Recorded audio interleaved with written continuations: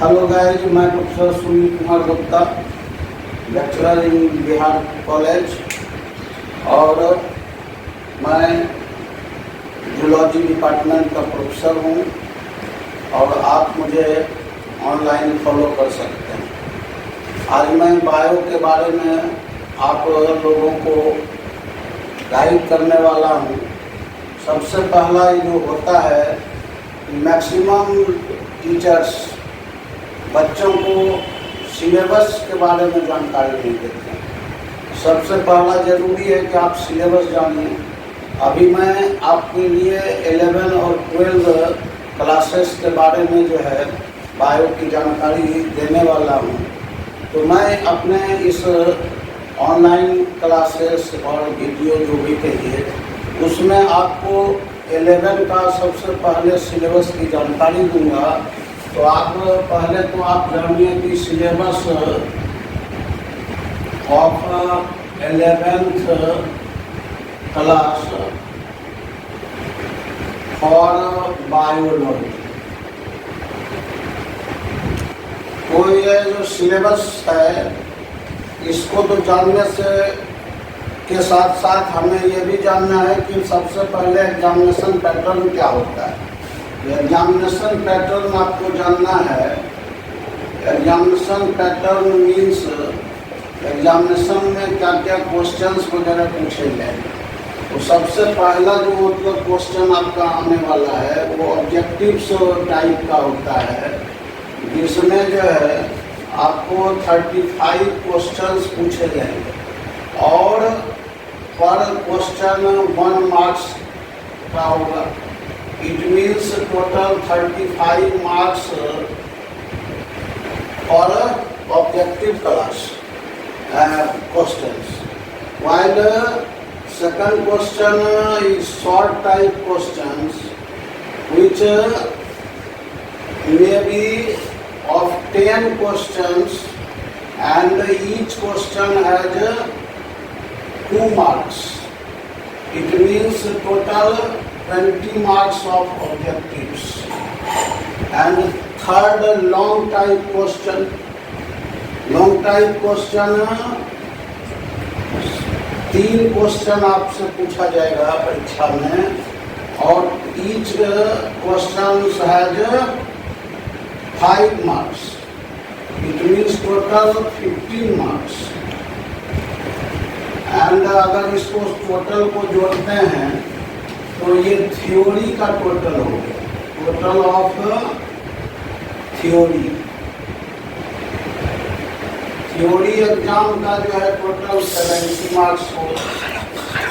साथ में जो है आपका जो है प्लस हो जाएगा प्रैक्टिकल एंड प्रोजेक्ट वर्क। आप लोग कभी प्रोजेक्ट वर्क स्कूल वगैरह में बनाए होंगे, लेकिन मोस्टली जो है स्टूडेंट्स प्रोजेक्ट में इंटरेस्टेड नहीं होते हैं। प्रोजेक्ट वर्क बनाने से आपका जो है पूरा जो मतलब नॉलेज है वो आप प्रोजेक्ट जब बनाएंगे तो उसमें आपका इतना ज़्यादा मतलब नॉलेज अगर बाहर आएगा, आप उसमें नए नए क्रिएशन करेंगे। तो ये प्रोजेक्ट वर्क प्रैक्टिकल के साथ साथ करना चाहिए और ये टोटल जो है 30 मार्क्स का होता है। टोटल मार्क्स ऑफ एग्जामिनेशन हो गया 100। इट मीन्स आप इंटर में 100 मार्क्स का परीक्षा देंगे, उसमें से 70 मार्क्स का थ्योरी होगा और 30 मार्क्स का प्रैक्टिकल प्रोजेक्ट। और अब आप इंटरेस्टेड जब होंगे तब फिर ये सब सारे काम आपको करना है। लेकिन सिलेबस के बारे में जानकारी अगर हम लोग जानते हैं 11 क्लास में, तो 11 क्लास का पहला चैप्टर जो है टैक्सोनॉमी है। हिंदी में इसको वर्गीकी कहा जाता है।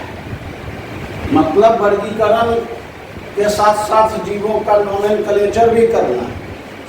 ये सारे अध्ययन करने के लिए एक चैप्टर है जिसको आप लोग टैक्सोनॉमी के नाम से जानते होंगे। क्लास 8th 9th से ही ये सब शुरू हो जाता है। सेकंड आपको चैप्टर पढ़ना है साइटोलॉजी। हिंदी में आप लोग अगर जानकारी लेते हैं तो इसको कोशिका विज्ञान बोलते हैं। जीवों का शरीर कोशिकाओं से बना हुआ है, ऐसा मानते हैं लोग और होता भी है। तो कोशिकाओं का अध्ययन करना बहुत जरूरी है, बिकॉज प्रत्येक सेल हमारे बॉडी के होने वाले सारे फिजियोलॉजिकल वर्क्स को करती हैं। इसीलिए कोशिका को शरीर की रचनात्मक, क्रियात्मक, अनुवांशिक इकाई बोलते हैं। तो इसका अध्ययन तो बहुत मस्ट है। अगर आप बायो पढ़ते हैं तो बायो में इसकी जानकारी एकदम मस्ट है। और तीसरा जो है मतलब चैप्टर हो जाएगा हिस्टोलॉजी, जिसको आप ऊतक विज्ञान के नाम से जानते हैं।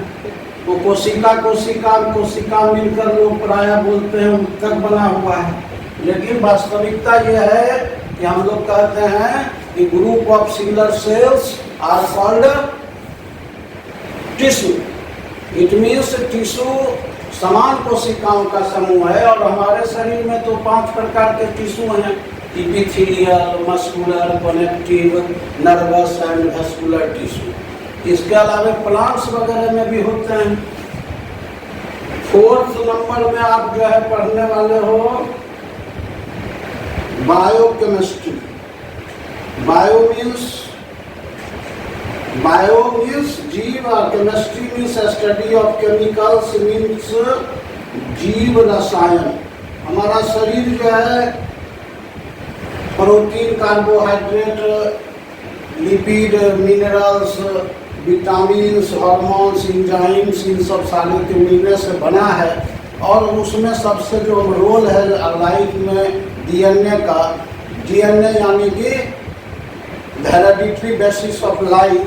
तो इन सबों का अध्ययन हम लोग बायोकेमिस्ट्री में भी करते हैं। और केमिस्ट्री अगर आप पढ़ेंगे तो उसमें भी बायोकेमिस्ट्री आएगा, लेकिन केमिस्ट्री में जो बायोकेमिस्ट्री आपको पढ़ाया जाएगा वो टीचर्स आपको बायोलॉजी से रिलेशन उतना नहीं कर पाएंगे जितना आप बायोलॉजी का बायोकेमिस्ट्री पढ़ेंगे। इसके बाद हम लोगों को पढ़ना है इंडोक्राइनोलॉजी। ऐसे तो हम लोग ग्लैंड्स बोलते हैं, तो हमारे शरीर में तो ग्लैंड्स जो हैं वो 2 प्रकार के हैं, एक्सोक्राइन और इंडोक्राइन। लेकिन एक्सोक्राइन ग्लैंड्स के बारे में जब हम लोग फिजियोलॉजी वगैरह पढ़ते हैं तो उसमें सारे चीज़ आ जाते हैं, जैसे पाचन पढ़े या और भी कोई क्रिया पढ़े, उसमें एंजाइम्स का रोल वगैरह आता है। इसके अलावा एक्सोक्राइन ग्लैंड हमारे अश्रु ग्रंथि हैं, स्वेट ग्लैंड्स है, इसके अलावा लार ग्रंथि है। तो भाई ये सारे ग्रंथियाँ हैं exocrine, but endocrine gland secrete only hormones. Next chapter जो है आपको पढ़ने के लिए मिलेगा बायोलॉजी में, वह है ह्यूमन फिजियोलॉजी। मानव के शरीर में होने वाली क्रियाओं का अध्ययन को हम लोग बोलते हैं शरीर क्रिया विज्ञान, या इसी को हम लोग जो है कार्जिकी या शारीरिकी के नाम से जानते हैं। जनरल वे में लोग ये समझते हैं कि ऑक्सीजन लेते हैं, कार्बन डाइऑक्साइड छोड़ देते हैं। भाई ऑक्सीजन लेते हैं तो वायुमंडल से, ऐसा विद्यार्थी बोलता है, लेकिन कार्बन डाइऑक्साइड आप कहाँ से छोड़ते हैं? क्या भगवान जी टरक उड़क से भेज दिए हैं शरीर में? ऐसा तो नहीं होता है। तो फिर ये जो प्रोसेस, इस सारी क्रिया को पढ़ने में आपको 5 दिन लगेगा। उसमें बहुत सारे प्रकार के जो है रिएक्शंस एक्शंस होते हैं जिसको हम लोग जानते हैं, है कि नहीं? कभी आप सुने होंगे ग्लाइकोलाइसिस, क्रेब्स साइकिल वगैरह, 10th वगैरह में हल्का फुल्का है, लेकिन अगर आप इंटरमीडिएट में जाते हैं, बहुत डीपली पढ़ना है और उसमें एटीपी वगैरह का निर्माण होता है। इसके अलावा आप सारी क्रिया, चाहे डाइजेशन हो, एक्सक्रीशन हो, हार्ट का वर्क हो, ब्लड सर्कुलेशन का क्या मतलब इस तरह से होता है, ये सारे जो है आप इसी चैप्टर में पढ़ेंगे। इसी तरह से प्लांट फिजियोलॉजी हम लोगों को पढ़ना है। प्लांट के बॉडी में कुछ फिजियोलॉजिकल एक्टिविटीज अलग से होती हैं। प्लांट भी रिस्पायरेशन करते हैं, इसमें कोई शक नहीं है, लेकिन प्लांट्स में ट्रांसपीरेशन होता है। जैसे हम लोगों में पसीना चलता है तो पसीना ग्रंथि उसके लिए अलग से अवेलेबल है, बट प्लांट्स में स्टोमक के थ्रू जो है वाष्प बन करके जल उठता है और उसके बॉडी को जो है कूल रखता है। इसके अलावा उसके और भी वर्क्स हैं, तो ये सारे जो है आप प्लांट फिजियोलॉजी में पढ़ेंगे। इसके अलावा एसेंट ऑफ सेप, रसारोहण, यानी बिना मशीन की सहायता से हम लोग मोटर लगाते हैं तब पानी ऊपर चढ़ता है, लेकिन यहाँ हम लोग देखते हैं कि 200-300 फीट ऊंचा लंबा पेड़ है और उसमें जड़ से पानी ऊपर पत्तियों तक पहुंच जाता है। ये एक्टिविटी होता कैसे है? This is the physical activities of life of plants. इसके अलावा और भी बहुत सारी क्रियाएं हैं प्लांट्स में। ग्रोथ का एक अपना अलग प्रोसेस है, जर्मिनेशन का अलग प्रोसेस है कि कौन सा हार्मोन, कौन सा एंजाइम इन सबों में इन्वॉल्व होते हैं। इन सबों की जानकारी आपको प्लांट फिजियोलॉजी में मिलेगा। Osmosis, diffusion, DPD, diffusion pressure deficit, ये सारे इसमें आपको पढ़ना है। तो ये अगर आपको जानकारी रहा सिलेबस का तो आप अपने से भी कुछ न कुछ बुक में अध्ययन कर सकते हैं, लेकिन टीचर का गाइडलाइन आपको पढ़ने में, पढ़ाई करने में, जानकारी जल्द से जल्द प्राप्त करने में मदद करता है। और 8वां चैप्टर हम लोग 11th में जो पढ़ते हैं वह है मॉर्फोलॉजी, मीन्स आकारिकी। आकार प्रकार का अध्ययन करना है। आकारिकी ऑफ एंजियोस्पर्मिक प्लांट्स, इसका मतलब हुआ कि आवृत बीजी पौधों का आकार प्रकार। आवृत बीजी मतलब that plants in which seeds are covered in fruit. Fruit के अंदर कुछ पौधे ऐसे भी होते हैं जो जिम्नोस्पर्म होते हैं, उसमें पत्तियों पर ही डायरेक्ट नेकेड सीड लगते हैं। लेकिन हम लोग देखते हैं मटर छिमी है, उसमें क्या देखते हो कि मटर छिमी जो है इस तरह से पत्ती है और उसमें बीज लगा हुआ है। पहले तो वो बीजांड होता है, बाद में बीज बनता है। तो ये छिमी फोल्ड हो गया, तो फोल्ड होकर के यह पत्ती छिमी बना गया। अब ये फ्रूट बन जाएगा। फर्टिलाइजेशन के बाद इसके अंदर जो है सीड का विकास होता है। तो that plants in which seeds are under fruit known as angiospermic plants. और ऐसे प्लांट्स में रूट, स्टेम, लीफ, बर्ड्स, इसके ब्रांचिंग्स, इसके अलावा इन्फ्लोरेसेंस, फ्लावर्स का पूरा स्टडी करने के बाद आपको उसमें इसी आधार पर हम लोग फैमिली में बांटते हैं, पौधों को फैमिली में बांटते हैं। बहुत सारे लोग समझते हैं शीशम का पौधा कुछ अलग है, मटर का पौधा कुछ अलग है, चना का पौधा अलग है, अगस्त का पौधा अलग है। लेकिन क्या आप जानते हो ये सारे एक ही फैमिली में है। शीशम जो ट्री है वो पौधा जो है वो क्या है, दलहन कुल का है, पेपिलियोनेसी फैमिली का है। क्यों? बिकॉज फैमिली को बांटने के लिए पौधों को फैमिली में रखा गया, उनमें फ्लावर्स के अरेंजमेंट के आधार पर, कैलिक्स, कोरोला, एंडोसियम, डायनोसियम का क्या अरेंजमेंट है, इन सब का आधार पर। यानी इस चैप्टर में आप फैमिलीज के बारे में भी जानेंगे। कुछ फैमिली का नाम आप लोग सुने होंगे, जैसे कि सोलेनेसी, पेपलियोनेसी, ग्रेमिनी, लिलियासी, ये सब प्याज कुल है। क्रूसीफेरी फैमिली यानी कि सरसों कुल, तो सरसों कुल में मूली भी है, गोभी भी है। तो हमको ये सब कैसे जानकारी होगी कि प्लांट का फैमिली जानने के लिए आपको प्लांट का फ्लावर का अध्ययन करना पड़ेगा डीपली, उसके बाद ही आप फैमिली को फॉलो कर पाएंगे। और लास्ट चैप्टर जो है 9th चैप्टर है 11th में, वह इकोलॉजी है। इसको हम लोग पारिस्थितिकी भी बोलते हैं और पारिस्थितिकी बोलते हैं या पारिस्थितिकी क्रिया विज्ञान भी बोलते हैं।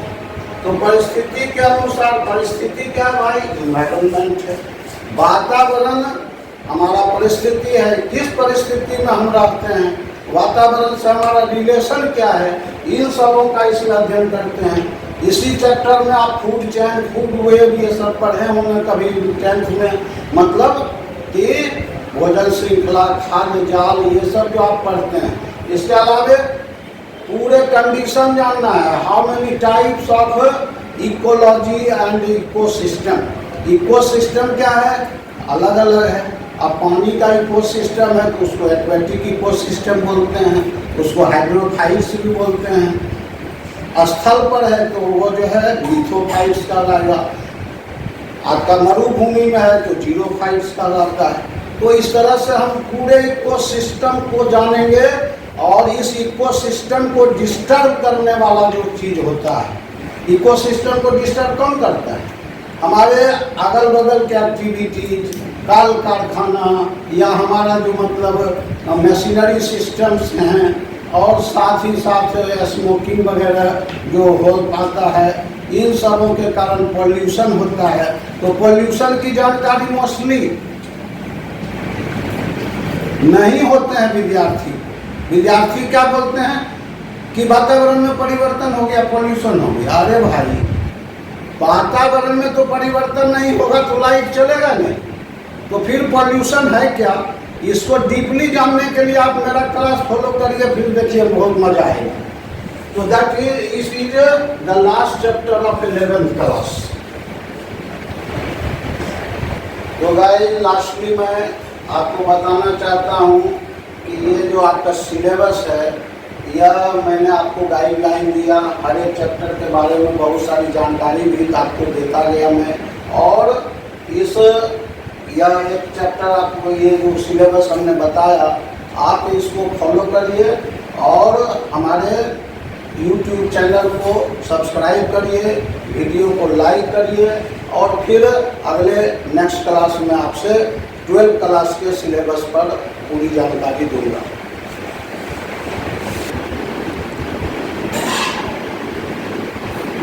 100 तो ऐसे ही